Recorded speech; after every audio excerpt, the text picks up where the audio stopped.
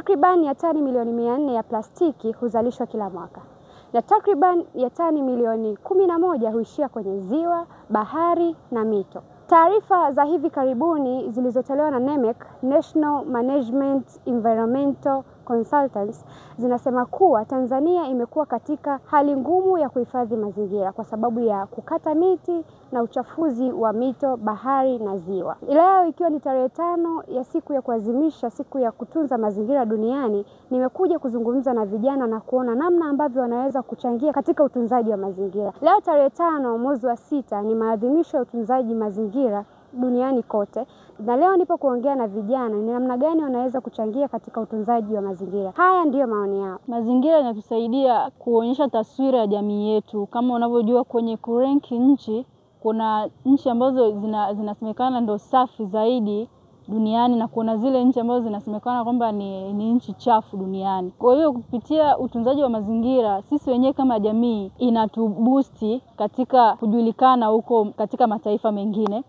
Upo umuhimu mwingi wa kutunza mazingira. Mkutano wa UN mwaka ulioisha unaoitwa COP28 uliofanyika nchini Saudi Arabia unasisitiza kwa kiasi kikubwa kulinda mazingira.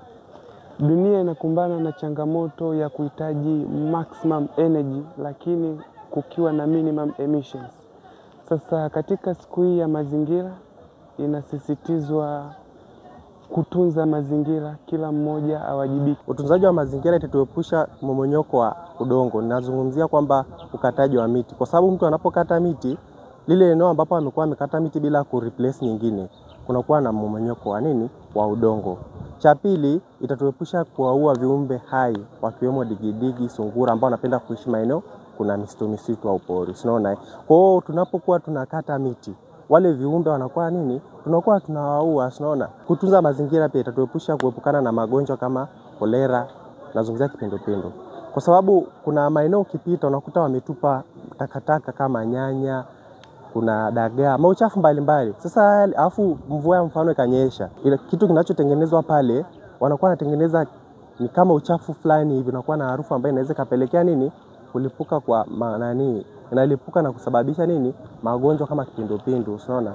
Serikali ya Tanzania imechukua jukumu la kuhakikisha ya kuwa watu wanatunza mazingira. Wamekuja na sera ambazo zinasaidia watu kupanda miti na kutunza mazingira kwa namna ya kudhibiti matumizi ya plastiki. Hii ni Sauti TV na langu jina ni Riziki Lukumai.